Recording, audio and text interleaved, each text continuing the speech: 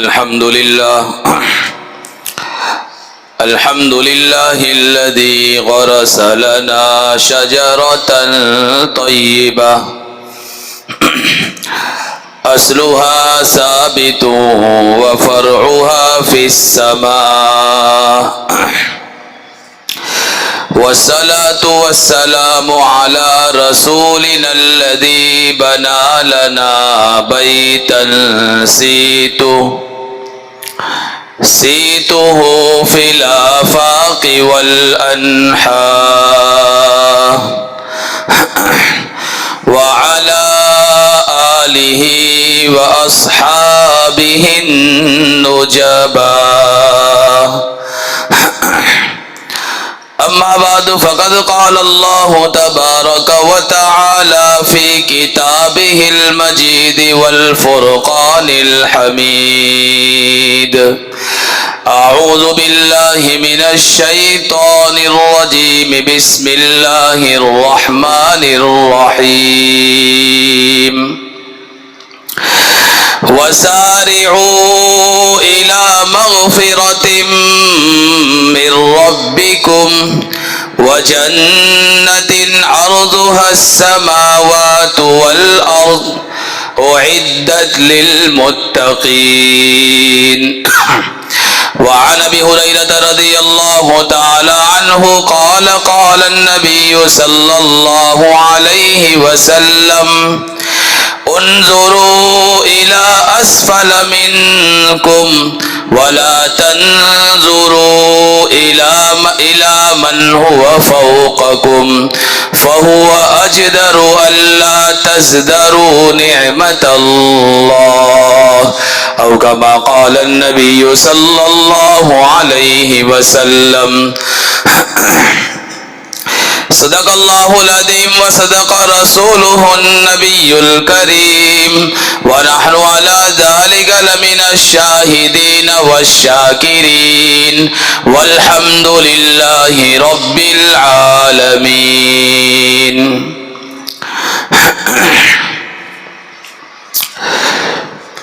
کر جوانی میں عبادت کاہلی اچھی نہیں، کر جوانی میں عبادت سستی اچھی نہیں، جب بڑھاپا آ گیا کچھ بات بن پڑتی نہیں، ہے بڑھاپا بھی غنیمت جب جوانی جا چکی، یہ بڑھاپا بھی نہ ہوگا موت جس دم آ گئی، 4 دن کی چاندنی ہے پھر اندھیری رات ہے، یہ تیرا حسن و شباب اے نوجواں کچھ نہیں، جاگنا ہے جاگ لے افلاک کے سائے تلے، جاگنا ہے جاگ لے افلاک کے سائے تلے، حشر تک سونا پڑے گا خاک کے سائے تلے۔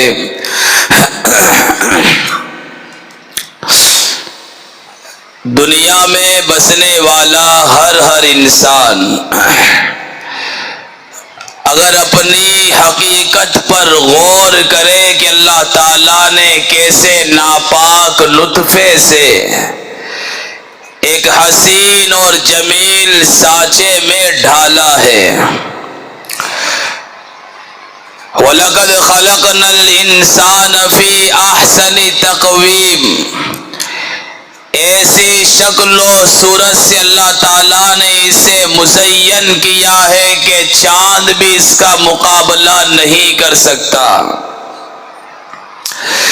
ایسے ہی یہ دنیا کا انسان خالق کائنات کی عظمت شان میں غور کرے، اس کی شان ربوبیت پر غور کرے، اس کی قدرت کاملہ حکمت بالغہ پر غور کرے،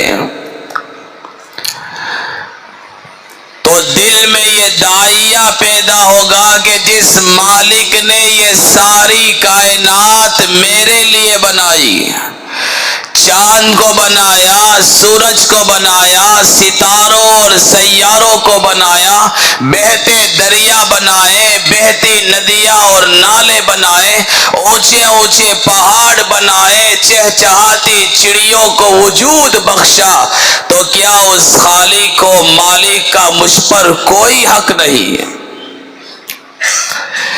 دل میں خود بخود داعیہ پیدا ہوگا کہ مجھے بھی کچھ کرنا چاہیے۔ جب دل میں ایسا داعیہ پیدا ہو تو کیا کرنا چاہیے؟ قرآن یوں کہتا ہے فاستبقوا الخیرات۔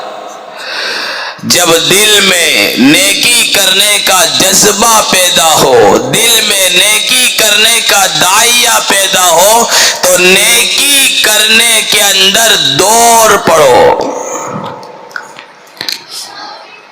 کبھی قرآن نے یہ فرمایا فاستبقوا الخیرات، کبھی یوں فرمایا وسارعوا الی مغفرۃ من ربکم، اپنے رب کی مغفرت کی طرف دوڑ پڑو، وجنت عرضها السماوات والارض، اور ایسی جنت کی طرف دوڑ پڑو جس کی چوڑائی آسمان و زمین کے برابر ہے، اعدت للمتقین، جو اللہ سے ڈرنے والوں کے لیے تیار کی گئی ہے۔ لہذا جب بھی دل میں داعیہ پیدا ہو کہ مجھے نیک کام کرنا چاہیے تو اس میں دیر نہیں لگانا چاہیے۔ کیوں؟ اس لیے کہ شیطان بڑا چالاک ہے، اس کے داؤ پیش بڑے خطرناک ہے۔ ہر آدمی کا شیطان الگ الگ ہوتا ہے، کافر کا شیطان الگ ہوتا ہے، مومن کا شیطان الگ ہوتا ہے، پڑھے لکھے کا شیطان اس سے خطرناک ذہین اور ہوشیار ہوتا ہے۔ وہ مسلمان کے پاس آئے گا تو یہ نہیں کہے گا کہ نماز پڑھنا اچھی بات نہیں، روزہ رکھنا اچھی بات نہیں، قرآن کی تلاوت کرنا اچھی بات نہیں۔ کیوں؟ اس لیے کہ ایک مسلمان اس بات کو نہیں مانے گا، اس کے دل میں ایمان ہے، اس کے دل میں خدا سے ہونے کا یقین ہے، اس لیے وہ اس بات کو نہیں مانے گا تو دوسرے راستے سے شیطان بہکاتا ہے، وہ آ کر تشکیل کرتا ہے۔ شیطان کی تشکیل بڑی جامع اور مانے ہوا کرتی ہے۔ وہ ایک مسلمان سے کہتا ہے کہ دیکھ نماز پڑھنا بڑی اچھی بات ہے، قرآن کی تلاوت کرنا دل کا نور ہے، لیکن ابھی تیری عمر ہی کیا ہے؟ تو 20 سال کا ہے، 25 سال کا ہے، ابھی تو عیش و عشرت اڑانے کی زندگی ہے، ابھی تو بازاروں میں گھومنے کا وقت ہے، ابھی تیری عمر ہی کیا ہے؟ نماز پڑھنا بہت اچھی بات، لیکن بہت بڑی زندگی تیرے پاس باقی ہے۔ ایسا کرتے ہیں کل سے شروع کریں گے۔ اب بیچارہ تشکیل کا اثر ایسا پڑتا ہے کہ ٹھیک ہے، صحیح کہہ رہا ہے، آئندہ کل سے شروع کریں گے۔ جب آئندہ کل آ گیا، شیطان پھر آ گیا پھسلانے کے لیے، ابھی تو بہت وقت باقی ہے، کل سے شروع کریں گے۔ اب وہ کل کے انتظار میں پھر بیٹھ گیا اور کل ایسی گئی کہ واپس آنے کی نہیں ہے۔ الہاکم التکاثر حتی زرتم المقابر، جن لوگوں کو مال نے گمراہ کر دیا اور مال کی لالچ نے اندھا کر دیا، وہ آج کل کرتے رہے لیکن کچھ نہیں ہوا، البتہ قبرستان پہنچ گئے۔ اور آج قبرستان والوں کو ہم پوچھے نماز پڑھنا چاہو گے گا؟ کیوں نہیں، لیکن اب موقع نہیں ہے۔ تو شیطان اس طرح آدمی کو پھسلاتا ہے، بہکاتا ہے۔ لہذا جب بھی ہمارے دل میں داعیہ پیدا ہو کہ نیک کام کرنا ہے، اس پر عمل کر لینا چاہیے۔ قرآن یوں کہتا ہے سابقوا الی الخیرات، کہ نیک کام کی طرف دوڑ پڑو، لہذا اس پر عمل کرنا چاہیے۔ اگر عمل نہیں کیا تو آئندہ ایسا جذبہ پیدا نہیں ہوتا۔ عمر عزیز سے ہمیں فائدہ اٹھانا چاہیے. دل میں خیال آیا کہ تہجد پڑھ لو، پڑھ لینا چاہیے. دل میں خیال آیا 10 روپے صدقہ کر دو، کر دینا چاہیے. دل میں خیال آیا کہ آج تو میں 4 رکعت سنت کے بجائے 6 رکعت پڑھ کر جاؤں گا، اس داعیے پر عمل کر لینا چاہیے، کیونکہ یہ داعیہ بعد میں پیدا ہو یا نہ ہو اس کی کوئی گارنٹی نہیں ہے. اس لیے قرآن کہتا ہے فاستبقوا الخیرات، کہ نیک کام میں دیر نہیں کرنا چاہیے. اسی لیے احادیث میں 2 شبد استعمال کیے گئے ہیں، مبادرۃ الی الخیرات و مسابقۃ الی الخیرات. مبادرہ کا مطلب یہ ہے کہ نیک کام میں جلدی کرنا، اور مسابقہ کا مطلب یہ ہے کہ دوسروں کے مقابلے میں کام میں آگے بڑھنا. تو یہ بھی قابل تحسین بات ہے کہ نیک کام میں ہمیں دوسروں سے آگے بڑھنے کی تمنا ہو، کہ فلاں آدمی تہجد، فلاں آدمی فجر کی نماز پابندی سے پڑھتا ہے، میں تہجد بھی پڑھوں گا. فلاں آدمی صرف فرض کی پابندی کرتا ہے، میں سنتوں کا اہتمام بھی کروں گا. فلاں آدمی صرف عشاء کی 4 رکعت اور وتر پڑھ کے چلا جاتا ہے، میں پوری 17 نماز رکعت ادا کروں گا. فلاں آدمی صرف قرآن کی تلاوت 1 پارہ کرتا ہے، میں روزانہ 3 پاروں کی تلاوت کروں گا. ایسا کرنا اسلام میں قابل تحسین کام ہے کہ اس میں کرنا چاہیے. اچھے کام میں مقابلہ ہو، اچھے کام میں ریس ہو، یہ جائز ہے، برا نہیں ہے. البتہ دنیاوی معاملات کے اندر ریس لگانا جائز نہیں، اچھی بات نہیں. آج ہماری پوری زندگی ریس میں لگ رہی ہے. ہر کوئی تمنا یہ کرتا ہے کہ فلاں آدمی اتنا کما رہا ہے، میں اس سے زیادہ کماؤں گا. فلاں آدمی نے کار خریدی ہے، میں اس سے بڑی کار خریدوں گا. فلاں آدمی نے عالیشان بنگلہ بنایا ہے، میں اس سے کہیں زیادہ عالیشان بنگلہ بناؤں گا. فلاں آدمی نے شادی میں اتنا خرچہ کیا ہے، میں اس سے کہیں زیادہ خرچہ کر کے پورے گاؤں والوں کی دعوت کروں گا. یہ جو ریس کی جو تمنا ہے اور آرزو ہے، یہ بالکل مناسب نہیں ہے. اس لیے قرآن یوں کہتا ہے کہ ریس لگانا ہے تو اچھے کام میں لگاؤ، برے کام میں مت لگاؤ. کہ دنیاوی معاملات میں یہ مناسب نہیں ہے. کیوں؟ اس لیے کہ اس ریس کی چاہت میں آدمی اتنا آگے نکل جاتا ہے کہ اسے حلال اور حرام کی پہچان تک نہیں رہتی ہے. ظاہر بات، اس کو شارٹ کٹ راستے سے بڑا بننا ہو تو حلال راستے سے آگے بڑھنا مشکل کام ہے. اس لیے وہ شارٹ کٹ راستہ اختیار کرتا ہے، اس میں سود بھی لیتا ہے، اس میں جوا بھی کھیلتا ہے، سٹے بازی بھی کرتا ہے. اس لیے آگے بڑھنے کی ہوس اور چاہت میں آدمی حلال کیا ہے، حرام کیا ہے، یہ ساری بارڈریں کراس کر کے آگے نکل جاتا ہے، اور پھر ہر آنے والا مال اس کے اندر حرام کی آمیزش ہوتی ہے.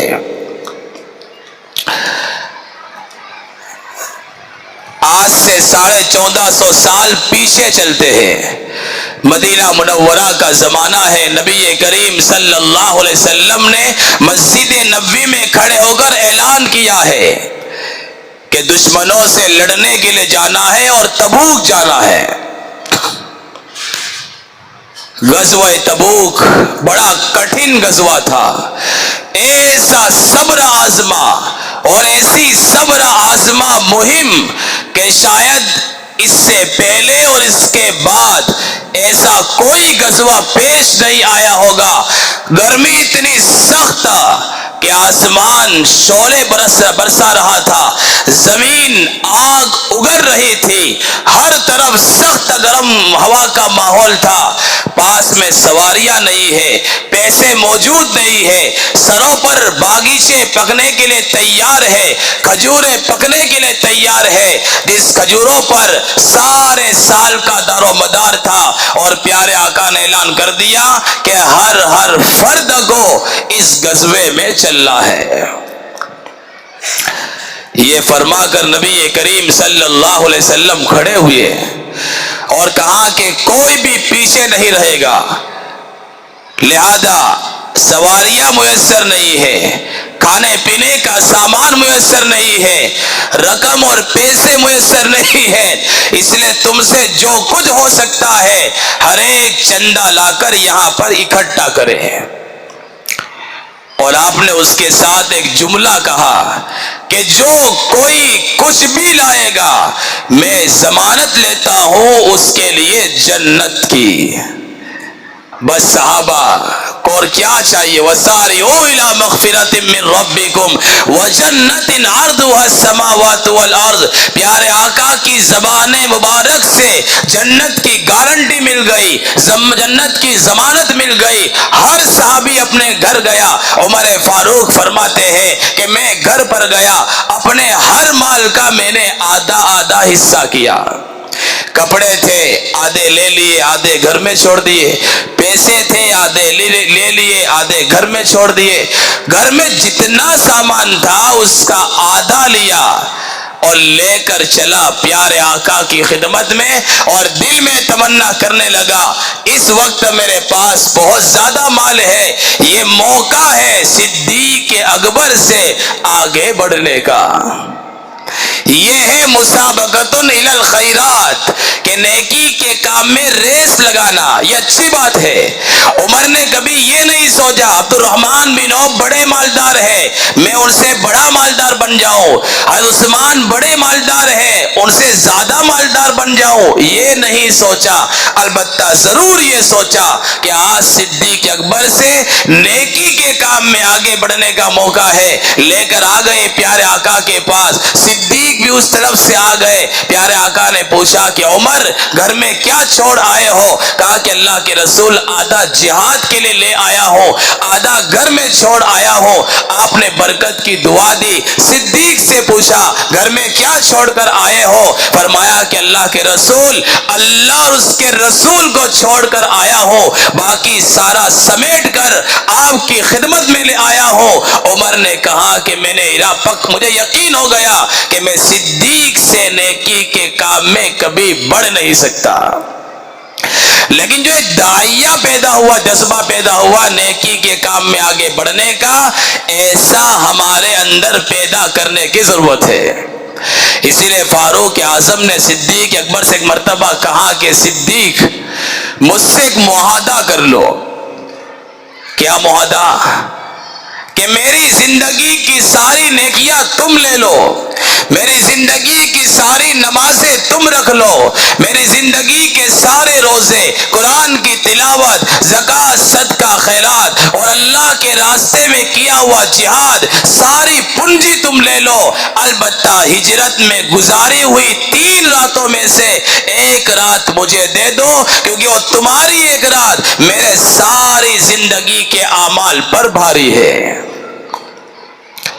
یہ عمر نے کہا تو شاید صدیق اکبر کا جذبہ یہ کہہ رہا تھا کہ تم ایک رات کی بات کرتے ہو، نبی کے ساتھ ہجرت والی رات میں گزاری ہوئی 3 راتوں کا ایک لمحہ میں کسی کو دینے کے لیے تیار نہیں۔ یہ ہوتا ہے ریس لگانا نیکی کے کام میں، کہ نیکی کے کام میں آدمی کو آگے بڑھنا چاہیے۔ بہرحال میں یہ کہہ رہا تھا کہ جب بھی ہمارے دل میں داعیہ پیدا ہو کہ مجھے نیک کام کرنا ہے تو آدمی کو اس پر عمل کر لینا چاہیے، اس لیے کہ علماء یہ کہتے ہیں نیکی کا داعیہ پیدا ہونا یہ اللہ کی طرف سے مہمان ہے، اور اتنا غیرت مند مہمان ہے، اگر اس کی خاطر مدارات نہیں کی گئی، اس کا ویلکم نہیں کیا گیا تو پھر لوٹ کر نہیں آتا، کیونکہ جانتا ہے کہ میں اس کے پاس جاتا ہوں یہ میرا استقبال ہی نہیں کرتا۔ پھر آدمی کے اندر سے وہ داعیہ ختم ہو جاتا ہے، پھر چاہے کتنے بیانات سنا دو، چاہے کتنی تشکیلات کر ڈالو، وہ ماننے کے لیے تیار نہیں ہوتا۔ اس لیے جب بھی داعیہ پیدا ہو اس پر عمل کر لینا چاہیے۔ مفتی شفیع صاحب فرماتے ہیں کہ کسی بھی کام کو فرصت کے انتظار میں مت ٹالو کہ فرصت ملے گی، موقع ملے گا تب کروں گا، کیونکہ آج جب آپ نے فرصت کے انتظار میں کام کو ٹال دیا ہے تو وہ ٹل گیا، اب آئندہ کبھی بھی وہ کام نہیں ہوگا۔ بلکہ اگر تم دو کام کر رہے ہو اور تیسرا کام آ جائے، اس تیسرے کام کا کان پکڑ کر ان دو کاموں کے درمیان گھسا دو، وہ دونوں کام بھی ہو جائیں گے اور تیسرا کام بھی ہو جائے گا۔ یہ مفتی شفیع صاحب فرماتے ہیں۔ جیسے آپ اپنی گیریج پر، اپنی دکان پر کام کا لوڈ ہوتا ہے، بھائی 9 کام لے کر بیٹھے لیکن 10واں گیا، وقت نتی نہیں تھا، ارے صاحب کر لو نہیں چل رہا، اور 10واں کام 9 کام میں گھسیڑا تو پھر وہ 10واں کام بھی ہو جاتا ہے۔ تو مفتی شفیع صاحب فرماتے تیسرا کام بھی 2 کاموں کے درمیان گھسا دو، ان 2 کام کی برکت سے وہ تمہارا تیسرا کام بھی نمٹ جائے گا۔ لہذا دنیا کا کام ہو یا دین کا کام ہو، اچھا کام ہو تو اس پر عمل کرنا چاہیے، اور آدمی کو بہتر، آدمی کے لیے بہتر یہ ہے کہ دین کے معاملے میں اپنے اونچے لوگوں کو دیکھے اور دنیا کے معاملے میں اپنے سے کمتر لوگوں کو دیکھے، تو اللہ کی نعمت کی شکر گزاری پیدا ہوگی۔ عبداللہ مبارک فرماتے ہیں کہ میں پہلے زمانے میں، یعنی میری زندگی کا شروع زمانہ تھا، میں مالداروں کے ساتھ اٹھا بیٹھا کرتا تھا تو ہمیشہ غمگین رہتا تھا۔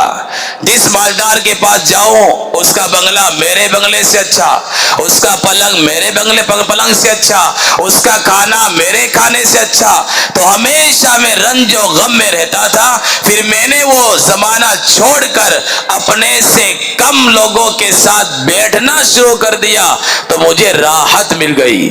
غریبوں کے ساتھ بیٹھا، اس کا کچا مکان دیکھ کر مجھے اللہ کی شکر گزاری کرنا گیا، اس کا جو ہے موٹا کھانا دیکھ کر میں اللہ کا شکر بجا لایا۔ اسے اللہ کے نبی نے فرمایا انظروا الی من اسفل منکم، جو تم سے نیچے ان کو دیکھو، ولا تنظروا الی من هو فوقکم، جو تم سے اونچے ہیں دنیا کے اعتبار سے ان کو مت دیکھو، ورنہ ان کے بنگلے کی لالچ میں تم اپنی جھوپڑی گرا دو گے اور رہنے کے لیے کوئی چھت بھی نہیں ملے گی۔ تو یہ ہے اسلامی تعلیم۔ اور جب نیک کام کرنے کا جذبہ ہو اور نفس نہ مانے تو ڈاکٹر عبدالحی عارفی فرماتے ہیں کہ نفس کو تھوڑا بہلاؤ، پھسلاؤ اور اس سے کام نکالو۔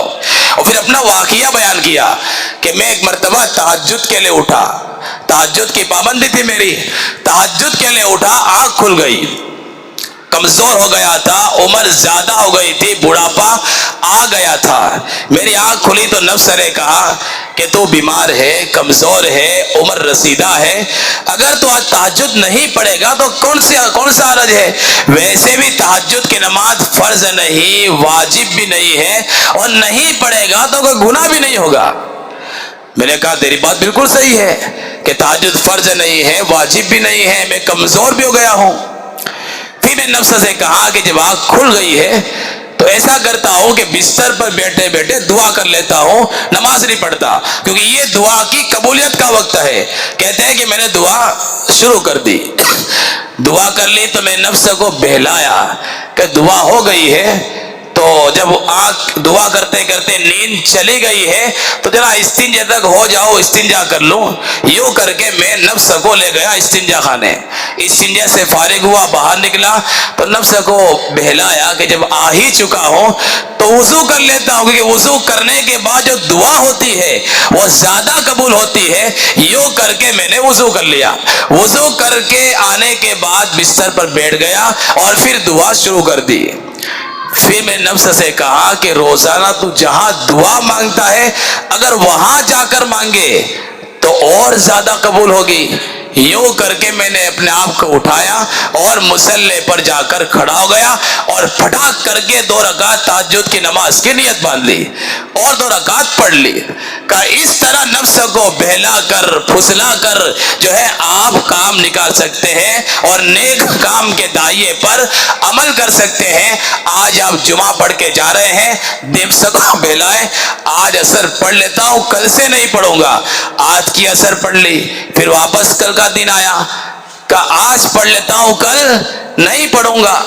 تو جو ہم نے الٹا سوچ رکھا کہ آج نہیں کل پڑھوں گا، اس کو ذرا الٹ دو کہ آج پڑھتا ہوں کل نہیں پڑھوں گا. جیسے آج نقد کل ادھار. اب بیچارہ کل آیا تو وہی بورڈ سامنے دکھے گا کہ آج نقد کل ادھار، وہ جملہ برقرار رہے گا. اس لیے نیت کر کے جاؤ کہ نیک کام کا داعیہ پیدا ہو تو اس پر عمل بھی کریں گے، نفس کو سمجھائیں گے بھی کہ بھائی آج سے سب نمازیں پڑھیں گے، کل نہیں پڑھیں گے. کل کا دن آیا واپس یہی سمجھائے تو انشاءاللہ نیکی کے کام میں آگے بڑھنے کی توفیق ہوگی. اللہ تعالی ہم تمام کو کہی سنی باتوں پر عمل کی توفیق نصیب فرمائے. آمین. وآخر دعوانا ان الحمدللہ رب العالمین.